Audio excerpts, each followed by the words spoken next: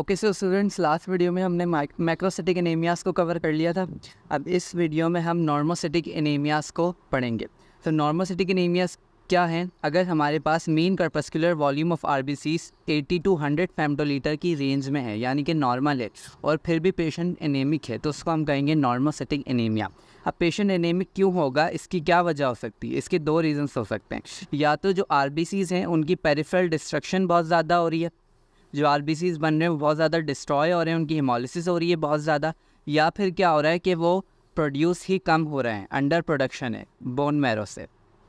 अब जो डिस्ट्रक्शन है आरबीसीज या हिमोलिसिस है वो दो तरह की हो सकती है। या तो एक्स्ट्रावस्कुलर हिमोलिसिस हो सकती है या इंट्रावस्कुलर हिमोलिसिस। नाम से समझ आ रहा है कि ब्लड वेजल से कहीं और होगी, और इंट्रावस्कुलर हिमोलिसिस जो है इनसाइड द ब्लड वेजल्स होगी। तो जो एक्स्ट्रावस्कुलर हिमोलिसिस है वो स्प्लीन में होती है।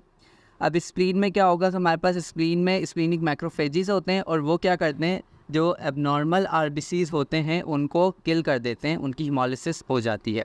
तो अब क्या होगा कि एक्स्ट्रावस्कुलर हिमोलिसिस में जो आरबीसीज स्प्लीन में जा रहे हैं, जो एबनॉर्मल आरबीसीज हैं, स्प्लीनिक मैक्रोफेजेस क्या करेंगे, उन आरबीसीज की मेम्ब्रेन को रप्चर करेंगे और आरबीसीज को डिस्ट्रॉय करेंगे। उन आरबीसीज में से हीमोग्लोबिन रिलीज़ होगा। अब हीमोग्लोबिन से हमारे पास हीमोग्लोबिन के दो पार्ट्स हैं, ग्लोबिन है और एक क्या है, हीम। जो हीम पार्ट है फर्दर दो चीज़ों से मिलके बनता है, एक आयरन से और एक प्रोटोपोरफायरिन से। अब ये जो प्रोटोपोरफायरिन है ये कन्वर्ट हो जाता है बिलीरुबिन में, और ये बिलीरुबिन भी दो तरह का होता है, एक अनकॉन्जुगेटेड बिलीरुबिन होता है और एक कॉन्जुगेटेड बिलीरुबिन होता है। अब इस तरह क्या होता है कि जब ये प्रोटोपोरफायरिन बिलीरुबिन में कन्वर्ट होता है तो पहले ये बिलीरुबिन अनकॉन्जुगेटेड होता है, फिर लिवर में इसकी कॉन्जुगेशन होती है और ये कॉन्जुगेटेड बिलीरुबिन में कन्वर्ट हो जाता है। अब अगर हिमोलिसिस बहुत ज़्यादा हो रही है तो हीम बहुत ज़्यादा रिलीज़ होगा, उसकी वजह से प्रोटोपोरफायरिन बहुत ज़्यादा बनेगा और प्रोटोपोरफायरिन बहुत ज़्यादा कन्वर्ट होगा बिलीरुबिन में, जिसकी वजह से ब्लड में क्या होगा, अनकॉन्जुगेटेड बिलीरुबिन इंक्रीज़ हो जाएगा और उसकी वजह से जॉइंटिस लाइक सिम्टम्स अपेयर होंगे, और कॉन्जुगेटेड बिलीरुबिन भी इंक्रीज़ हो जाएगा। और उसकी वजह से क्या होगा, ये कॉन्जुगेटेड बिलीरुबिन हमारे पास बाइल में जाता है, और जब अगर बाइल में इसकी कंसंट्रेशन इंक्रीज़ हो जाए तो ये क्या करेगा, कैल्शियम के साथ बाइंड करेगा, और कैल्शियम के साथ बाइंड करके गाल स्टोन्स कर देगा, गाल स्टोन्स बना देगा गाल ब्लडर में। तो क्या होगा, एक्स्ट्रावस्कुलर हिमोलिसिस में दो इंपॉर्टेंट फीचर्स हैं, एक तो जॉइंटिस लाइक सिम्टम्स अपेयर होंगे और दूसरा गाल स्टोन्स हो सकते हैं पेशेंट को। अब स्टूडेंट, ये जो एक्स्ट्रावस्कुलर हिमोलिसिस है इसमें हमारे पास दो तरह के एनीमियाज हैं, एक हेरिडिटरी स्फीरोसाइटोसिस है, हेरिडिटरी स्फीरोसाइटोसिस, और एक है sickle cell anaemia, sickle cell anaemia. अब इसको हम बारी बारी डिस्कस करते हैं under the heading of extravascular haemolysis. तो हेरिडिटरी स्फीरोसाइटोसिस क्या है? नाम से पता चल रहा है कि हेरिडिटरी यानी कि इनहेरिटेड है, और स्फीरोसाइट्स यानी कि जो इसमें स्फेयर लाइक आरबीसीज मिलेंगे, स्फेयर या राउंडेड लाइक आरबीसीज मिलेंगे। अब नॉर्मल आरबीसीज कैसे होते हैं, बाई कॉन्केव डिस्क शेप होते हैं। ये क्यों होते हैं? क्योंकि इनके आरबीसीज की जो मेम्ब्रेन है इनमें एक प्रोटीन्स होते हैं, कुछ प्रोटीन्स प्रेजेंट होते हैं जैसे कि एंकायरिन और स्पेक्ट्रिन, और कुछ ग्लाइकोप्रोटीन्स प्रेजेंट होते हैं जैसे कि बैंड 3, बैंड 4.1 एंड 4.2 वगैरह। ये प्रोटीन्स आरबीसीज की मेम्ब्रेन में प्रेजेंट होते हैं, और ये क्या करते हैं कि आरबीसीज के मेम्ब्रेन को टाइट करके रखते हैं और उसे बाय कॉन्केव शेप में रखते हैं। उसकी वजह से जो आरबीसीज की मेम्ब्रेन है वो बाय कॉन्केव शेप में होती है। लेकिन अगर क्या हो कि ये प्रोटीन आरबीसीज की मेम्ब्रेन से लॉस हो जाए तो ये बाय कॉन्केव शेप लॉस हो जाएगी आरबीसीज की, और आरबीसीज राउंड शेप हो जाएंगे, जिन्हें हम स्फीरोसाइट्स कहते हैं, और इसी वजह से इस कंडीशन को हम हेरिडिटरी स्फीरोसाइटोसिस कहते हैं। सही। अब ये जो राउंड शेप आरबीसीज हैं ये नॉर्मल नहीं है, तो ये जब स्प्लीन में जाते हैं तो इनको किल कर दिया जाते हैं, इनकी हिमोलिसिस हो जाती है, और जब बार बार मुस्तकिल हिमोलिसिस होगी आरबीसीज की तो पेशेंट को एनीमिया डेवलप हो जाएगा। अब क्या होगा स्टूडेंट्स, अगर हम इस हेरिडिटरी स्फीरोसाइटोसिस में लेफ्ट फाइंडिंग देखें तो हमें क्या क्या लेफ्ट फाइंडिंग मिल सकती है? एक तो हमें स्फीरोसाइट्स मिलेंगे हिस्टोलॉजी में। सेकंड हमें क्या मिलेगा कि जो हमारे पास नॉर्मल आरबीसीज होते हैं बाय कॉन्केव शेप के, उनके जो साइड्स में हीमोग्लोबिन एक्यूमुलेटेड होता है, साइड्स में पेरिफेरल रीजन में, और सेंटर से जो है इतना ज़्यादा हीमोग्लोबिन नहीं होता, जो सेंट्रल रीजन है वो पैलर होता है। लेकिन जब आरबीसी राउंड शेप हो गया है तो उसमें हीमोग्लोबिन हर जगह इक्वली डिस्ट्रीब्यूट हो जाएगा, तो जो सेंट्रल रीजन है वो भी पिगमेंटेड होगा, पैलर नहीं होगा, तो लॉस ऑफ सेंट्रल पैलर होगा। सही, सेंट्रल पैलर रीजन लॉस हो जाएगा। सही। उसके अलावा क्या होगा, हमने अभी बात की जो एक्स्ट्रावास्कुलर हिमोलिसिस होती है उसमें अनकॉन्जुगेटेड बिलिरुबिन ज़्यादा मिलेगा। सही। और इसके अलावा क्या फाइंडिंग होगी, अगर हम रेटिकुलोसाइट काउंट देखें तो रेटिकुलोसाइट काउंट इंक्रीज़ होगा, मोर देन 3% मिलेगा। रेटिकुलोसाइट क्या होते हैं, इमेच्योर आरबीसीज होते हैं।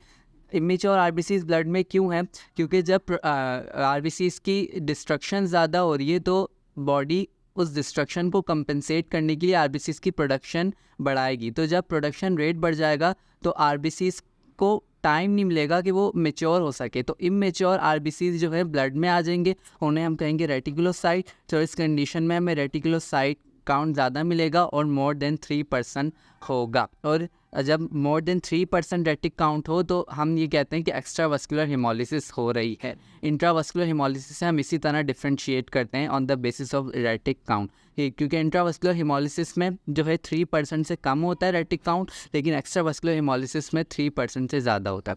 और स्टूडेंट अगर हम फिजिकल एग्जामिनेशन करें तो स्प्लीनोमेगाली मिलेगी, जो स्प्लीन का साइज़ है वो बड़ा हो जाएगा क्योंकि स्प्लीन पे वर्क लोड बढ़ गया, इसलिए स्प्लीन की हाइपरट्रॉफी हो जाएगी। और उसके अलावा हम एक टेस्ट करते हैं इसमें जिसे कहते हैं ऑस्मोटिक फ्रेजिलिटी टेस्ट।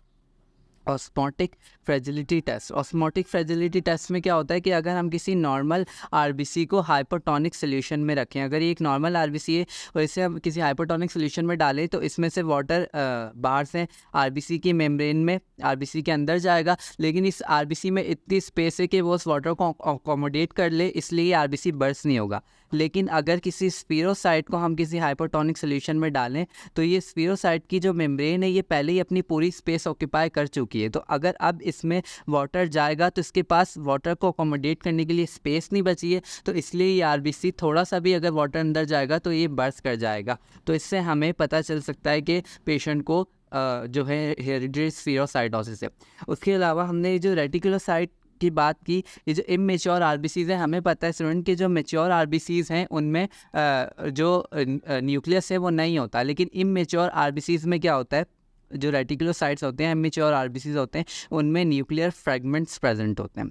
उन न्यूक्लियर फ्रैगमेंट्स को हम कहते हैं हॉवल जॉली बॉडीज़, हॉवल जॉली बॉडीज़। तो ये भी एक इम्पॉर्टेंट हिस्टोलॉजिकल फीचर है इसका। ओके, सो ये हेरिडिटरी स्फीरोसाइटोसिस की बात हो गई। अब नेक्स्ट में हम सिकल सेल एनीमिया को डिस्कस करते हैं। अब जो सिकल सेल एनीमिया है ये एक ऑटोसोमल रिसेसिव डिसऑर्डर है, ऑटोसोमल रिसेसिव है, और हमें पता है कि ये क्वालिटेटिव डिसऑर्डर है हीमोग्लोबिन का, क्वालिटेटिव डिसऑर्डर हीमोग्लोबिन, यानी कि इसमें जो हीमोग्लोबिन है वो डिफेक्टिव होगा, उसकी क्वालिटी ख़राब होगी। अब स्टूडेंट हमें पता है कि जो क्रोमोसोम नंबर 11 होता है इस पर बीटा ग्लोबिन जीन होती है। अगर हम सिकल सेल एनीमिया का कॉज देखें तो क्या है कि जो बीटा ग्लोबिन जीन है उनमें पॉइंट म्यूटेशन हो जाती है, उस पॉइंट म्यूटेशन की वजह से सिकल सेल एनीमिया होता है। पॉइंट म्यूटेशन क्या है कि अगर कोई जीन है उसमें एक न्यूक्लियोटाइड किसी दूसरे न्यूक्लियोटाइड से रिप्लेस हो जाए तो उसे कहते हैं पॉइंट म्यूटेशन। तो सिकल सेल एनीमिया में ये होता है कि बीटा ग्लोबिन जीन में पॉइंट म्यूटेशन हो जाती है, जिसकी वजह से उस न्यूक्लियोटाइड ने जिस अमाइनो एसिड के लिए कोड करना था वो अब उस अमाइनो एसिड के लिए नहीं करेगा बल्कि किसी दूसरे अमाइनो एसिड के लिए कोड करेगा।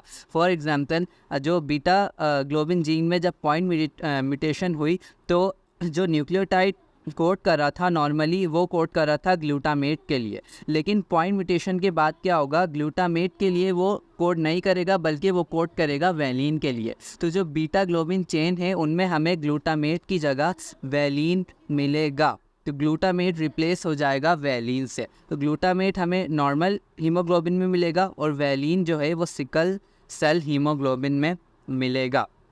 अब ये जो सिकल सेल हीमोग्लोबिन होता है इसका क्या होता है कि अगर कभी भी पेशेंट को हाइपॉक्सिया की कंडीशन हो या डिहाइड्रेशन हो या फिर कोई एसिडोसिस वगैरह हो तो इन कंडीशंस में क्या होता है कि ये हीमोग्लोबिन प्रेसिपिटेट हो जाता है, और प्रेसिपिटेट होने के बाद ये आरबीसीज़ की शेप को चेंज कर देता है और आरबीसीज़ की शेप सिकल शेप्ड हो जाती है, सिकल शेप्ड आरबीसीज़ आते हैं। और ये सिकल शेप्ड आरबीसीज़ क्योंकि नॉर्मल नहीं होते, तो जब ये स्प्लीन से पास करते हैं तो इनकी हेमोलिसिस हो जाती है, और जब कंटिन्यूस हेमोलिसिस होगी तो पेशेंट को एनीमिया डेवलप होगा। और ना सिर्फ एनीमिया होगा बल्कि सिकल शेप्ड आरबीसीज़ क्या करते हैं, ये सिकल शेप्ड आरबीसीज़ जाके ब्लड वेजल्स को ऑक्लूड भी कर सकते हैं, ब्लड वेजल्स को ब्लॉक कर सकते हैं। फॉर एग्जांपल, अगर कोई ब्लड वेजल हमारी स्प्लीन को सप्लाई कर रही है और उस ब्लड वेजल में क्या हो कि सिकल शेप्ड आरबीसीज़ आकर एक्यूमुलेट हो जाए और उस ब्लड वेजल को ब्लॉक करते हैं, तो जो स्प्लीन की ब्लड सप्लाई थी वो रुक जाएगी और स्प्लीन की डेथ हो जाएगी उस वजह से। तो इसमें क्या होगा कि ऑटो स्प्लीनेक्टमी हो जाएगी, ऑटो स्प्लीनेक्टमी हो जाएगी, यानी कि खुद ही स्प्लीन की डेथ हो जाएगी।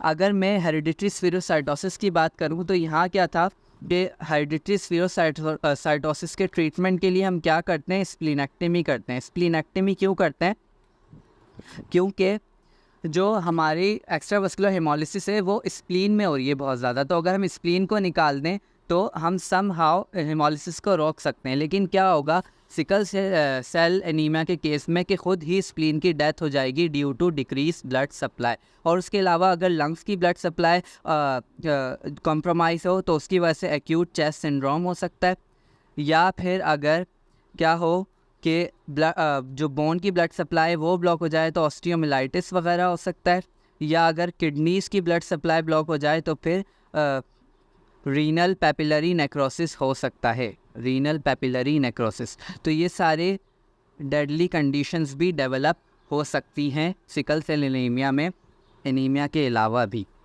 अब इस स्टूडेंट्स एक इम्पॉर्टेंट चीज़ हमें ये याद रखनी है कि what is the difference between sickle cell trait and sickle cell disease. ये वाइवा में पूछ लिया जाता है कि सिकल सेल ट्रेट और सिकल सेल डिजीज़ के बीच में क्या डिफरेंस है।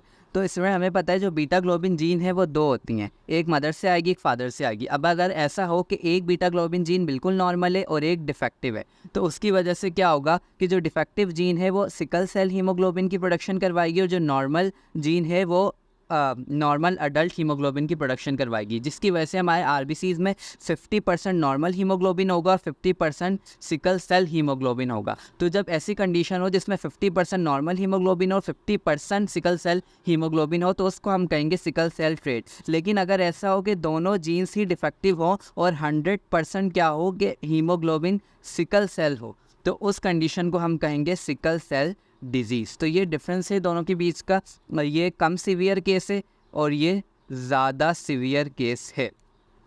अब अगर इसकी डायग्नोसिस की बात करें तो हम इसकी डायग्नोसिस के लिए एचबी इलेक्ट्रोफोरेसिस करवाते हैं। एचबी इलेक्ट्रोफोरेसिस में अगर हमें सिकल सेल हीमोग्लोबिन मिल रहा है तो हम कहेंगे इस पेशेंट को सिकल सेल ट्रेट या सिकल सेल डिजीज़ है। तो यहाँ तक हमने एक्स्ट्रावास्कुलर हेमोलिसिस की बात कर ली। अब हम इंट्रावास्कुलर हेमोलिसिस की बात करेंगे नेक्स्ट वीडियो में।